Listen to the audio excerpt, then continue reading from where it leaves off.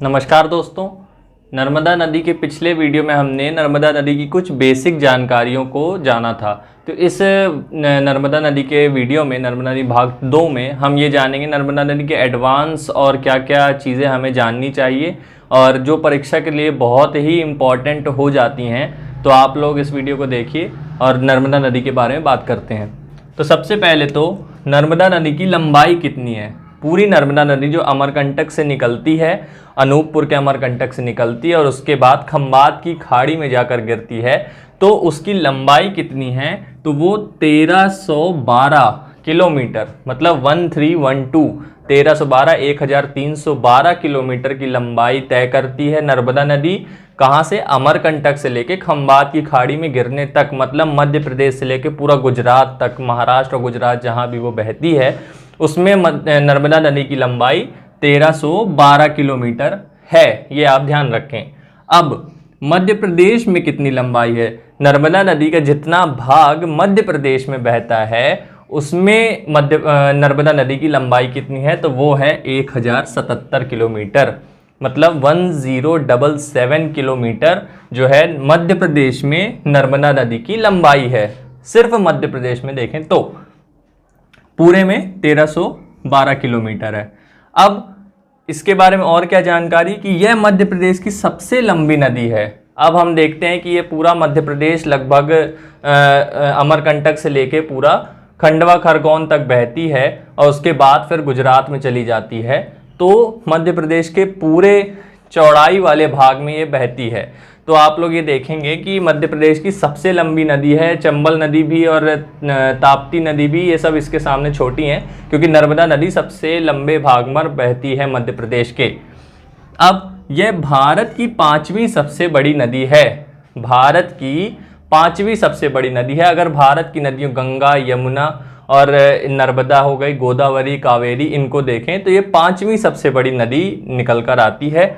और उसके बाद तथा सिर्फ भारत में बहने वाली, अब ये सिर्फ भारत में बहने वाली नदियों में तीसरे नंबर पर है। गोदावरी और कावेरी के बाद ये सिर्फ भारत में बहने वाली नदियों में तीसरे नंबर पर है। ये मैंने आपको पिछले वीडियो में बताया और समझाया भी है पूरे अच्छे तरीके से।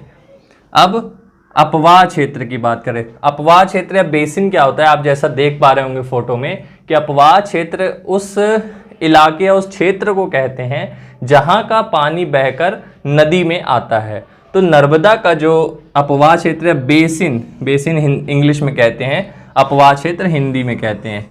तो जो नर्मदा नदी का अपवाह क्षेत्र है वो 93,180 किलोमीटर स्क्वायर में है। अब ये क्षेत्र है तो क्षेत्रफल किलोमीटर स्क्वायर में होता है, लंबाई किलोमीटर में थी, और जो क्षेत्रफल होता है वो किलोमीटर स्क्वायर में होता है, क्योंकि क्षेत्रफल को हम इस हिसाब से नापते हैं।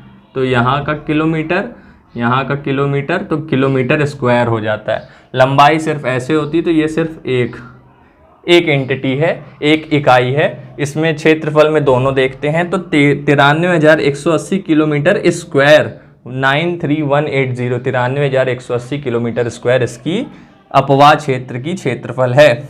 अब अपवाह क्षेत्र का 89.9% जो है वो एमपी में आता है, 8.5% गुजरात में आता है और सिर्फ 2.7% जो है थोड़ा बहुत महाराष्ट्र में भी आता है।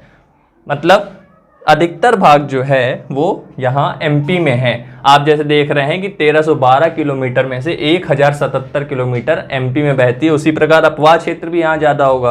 तो 89.9% जो अपवाह क्षेत्र है वो एमपी में, 8.5% गुजरात में और 2.7% महाराष्ट्र में आता है। ठीक, अब हम देखें कि परियोजनाएं कौन कौन सी हैं। तो परियोजनाओं की बात करें कि नर्मदा नदी पे सबसे बड़ी परियोजना हमेशा आप पढ़ेंगे सरदार सरोवर परियोजना है, जो भड़ौच गुजरात में है। इसी के किनारे पर statue of unity, Sardar Vallabh भाई पटेल का जो स्टैच्यू लगाया गया, मूर्ति लगाई गई है, दुनिया की सबसे बड़ी स्टैच्यू है वो नर्मदा नदी के किनारे ही लगाई है। नर्मदापुरम नाम की जगह पर लगी हुई है, ये आप ध्यान रखें।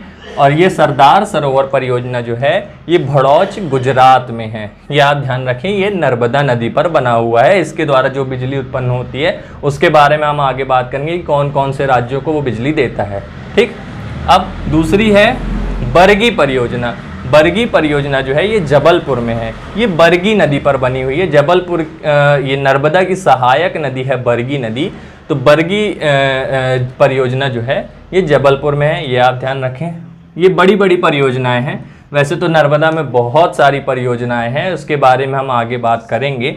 दूसरी है पुनासा परियोजना, ये है हरसूद खंडवा में। खंडवा आप जाएंगे तो खंडवा में आप देखेंगे ओमकारेश्वर मंदिर के किनारे पर ये पुनासा परियोजना जो है ये दिखती है, तो ये है हरसूद में है। उसके बाद महेश्वर परियोजना ये है खरगोन में, तो आप ये महेश्वर खरगोन में है। ओमकारेश्वर वाली जो पुनासा परियोजना है वो खंडवा हरसूद में है। ठीक, अब अगला कि नर्मदा नदी जो है वो मध्य प्रदेश के किन किन जिलों में बहती है, तो ये अनूपपुर से निकलती है, आपने देखा। फिर उसके बाद डिंडोरी, मंडला, जबलपुर, नरसिंहपुर, होशंगाबाद, हरदा, देवास, खंडवा, खरगोन से होकर ये बहती है। उसके बाद ये गुजरात चली जाती है और फिर अंत में खंबात की खाड़ी में ये गिर जाती है।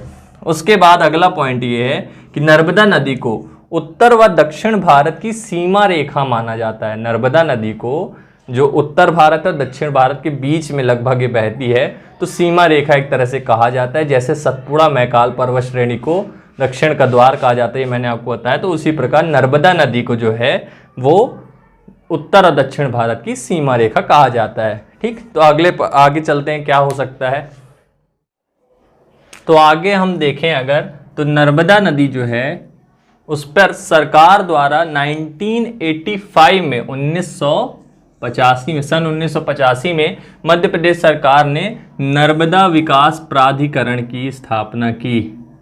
नर्मदा विकास प्राधिकरण की स्थापना कब हुई? 1985 में। ये जो नर्मदा विकास प्राधिकरण है ये नर्मदा की स्वच्छता, इसके किनारे होने वाले पुलों के विकास और जो भी चीज़ें बनती, घाटों के विकास का जो भी कार्यक्रम होता है वो ये प्राधिकरण जो है ये देखता है, ये आप ध्यान रखेंगे। ठीक, अब नर्मदा बचाओ आंदोलन, ये बहुत ही ज़्यादा इम्पॉर्टेंट टॉपिक है और इस पे आप लोगों को कुछ लोगों के नाम याद रखने, कुछ नेताओं के नाम याद रखने जिन्होंने इस आंदोलन को आगे बढ़ाया।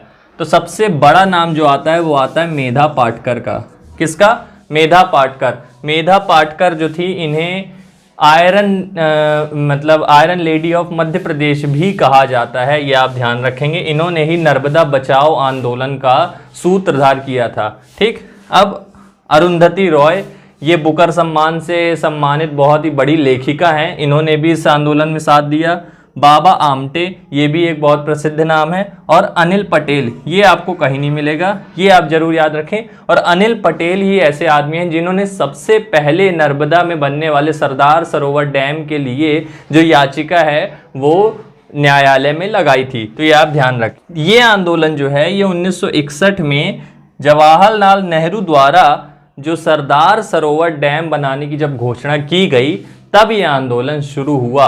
और उसके बाद इस आंदोलन का मुख्य विषय क्या था ये आप जाने, तो इस आंदोलन का मुख्य विषय जो था वो बाढ़ के कारण, बांध के कारण डूब क्षेत्र में आने वाला जो भी इलाका था उसके लोगों के लिए सरकार द्वारा उचित पुनर्वास की व्यवस्था नहीं की गई थी। और आंदोलनकारियों ने पर्यावरण को होने वाली हानि जो है उसका मुद्दा भी उठाया कि जब सरदार सरोवर डैम बनेगा और ये बहुत बड़ा डैम था तो इसके जो पीछे का जो बैक वाटर होता है, डूब क्षेत्र जो भी आएगा, तो वो बहुत ही बड़ा होगा और वहाँ पर रहने वाले जो लोग हैं वो बहुत ही ज़्यादा परेशान होंगे। इस कारण से उन्हें दूसरी जगह पर पुनर्स्थापना चाहिए। तो सरकार द्वारा सिर्फ डैम बनाया जा रहा था, उनके पुनर्वास की उचित व्यवस्था नहीं की जा रही थी। इस कारण से यहाँ पर आंदोलन छिड़ा और आंदोलनकारियों ने ये विषय भी उठाया।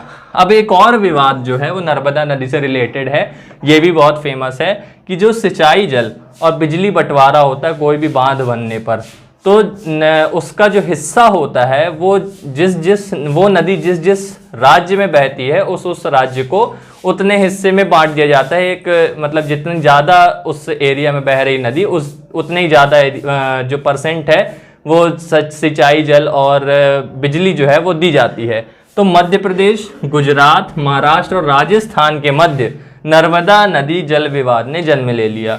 ठीक, अब इन चारों के बीच में सहमति नहीं बन पा रही थी कि कितने प्रतिशत पानी और बिजली जो है बांधों से बनने वाली या सिंचाई का जो जल है वो किसे दिया जाएगा, कितने %। तो इसके कारण सरकार ने 1969 में एक नर्मदा जल विवाद न्यायाधिकरण की स्थापना की। नर्मदा नदी का जो मतलब ये जल विवाद है जो इन चारों राज्यों के बीच पे, तो उसको सुलझाने के लिए 1969 में सरकार ने नर्मदा जल विवाद न्यायाधिकरण की स्थापना की। ये भी आप लोग याद रखेंगे, ठीक है। तो आगे देखते हैं और आगे इसके क्या क्या पॉइंट हो सकते हैं। कुछ छोटे पॉइंट और देख लेते हैं नर्मदा नदी के बारे में। सबसे पहले तो मैंने आपको ये बता रखा है पहली वीडियो, नर्मदा नदी जो है सावित्री सरोवर से निकलती है। अमरकंटक में सावित्री सरोवर से जो है नर्मदा नदी निकलती है। अब उसके बाद अगला पॉइंट क्या हो जाएगा कि आगे चलकर ये पुष्कर सरोवर बनाती है और एक कबीर सरोवर बनाती है। ये आपको कहीं नहीं मिलेगा कि नर्मदा नदी में जो सरोवर स्थित हैं, बड़े तालाब हैं, तो उनके नाम क्या है। एक का नाम है कबीर सरोवर, एक का नाम है पुष्कर सरोवर और एक का नाम है सावित्री सरोवर। ये 3 सरोवरों के नाम आप याद रखें। नर्मदा नदी हमारे मध्य प्रदेश की सबसे जो महत्वपूर्ण नदी है, इसलिए मैं आपको इतनी डिटेल में इसके बारे में बता रहा हूँ। ये कभी पूछा जा सकता है। अब नर्मदा महाआरती जो है आपने देखा होगा, नदियों के किनारे आरती हुआ करती है शाम के समय पर। तो नर्मदा नदी के लिए जो महाआरती होती है वो सरस्वती घाट जबलपुर में होती है। कहाँ होती है? सरस्वती घाट जबलपुर में, ये आप याद रखें।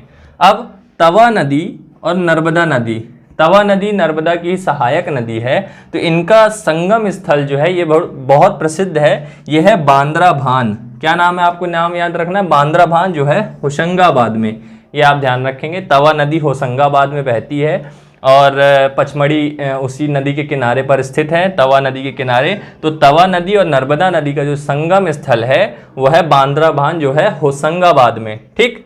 अब उसका अगला पॉइंट है ये मोरटक्का ब्रिज। ये अभी हाल ही में बहुत न्यूज़ में रहा और ये हमेशा न्यूज़ में रहता है जब भी नर्मदा नदी पर बाढ़ आती है। ये बहुत ही प्रसिद्ध है, तो इसलिए ये याद रखें कि ये है खंडवा में, ठीक। आप ये याद रखें। अगला पॉइंट ये हो जाएगा कि मध्य प्रदेश और महाराष्ट्र की सीमा का निर्माण करती है। थोड़ी सी सीमा जो है वो नर्मदा नदी जो है निर्माण करती है। किसकी? मध्य प्रदेश और महाराष्ट्र राज्यों की। अब ये बहुत इंपॉर्टेंट पॉइंट है, सूलपाणेश्वर वाइल्ड लाइफ सेंचुरी जो कि गुजरात में है, ये नर्मदा नदी के किनारे पर है। ये आप याद रखें, ठीक। यहाँ पर क्या याद रखना है कि सूलपाणेश्वर वाइल्ड लाइफ सेंचुरी जो है गुजरात में जो है वो नर्मदा के किनारे है। गुजरात में है लेकिन नर्मदा नदी से रिलेटेड है, तो इसलिए मैं आपको यहाँ पर बता रहा हूँ। अब अलिया बेट द्वीप, एलिया बेट या आलिया बेट भी बोलते हैं, एलिया बेट द्वीप जो है गुजरात में, ये नर्मदा नदी के बीच में स्थित है। एक नदी द्वीप है। नदी द्वीप मतलब जैसे सागरों में जो द्वीप होते हैं, जैसे लक्षद्वीप, अंडमान निकोबार, जो चारों तरफ से पानी से घिरा होता है, वैसे ही बड़ी बड़ी नदियों में भी कुछ द्वीप बन जाते हैं। तो एलिया बेट द्वीप जो है वो गुजरात में है, ये नर्मदा नदी में स्थित है। तो ये था नर्मदा नदी के बारे में सारी जानकारी, और आगे अगले वीडियो में हम देखेंगे और नदियों के बारे में जानकारी। नर्मदा नदी थोड़ा ज़्यादा बड़ा टॉपिक था, इसलिए 2 वीडियो में मैंने कवर किया। आगे के वीडियोज़ में हम 1 या 2 3 नदियों को एक ही वीडियो में पढ़ेंगे, और आप लोग पढ़ते रहिए और चैनल को लाइक शेयर सब्सक्राइब ज़रूर करिए। धन्यवाद। जय हिंद, जय भारत।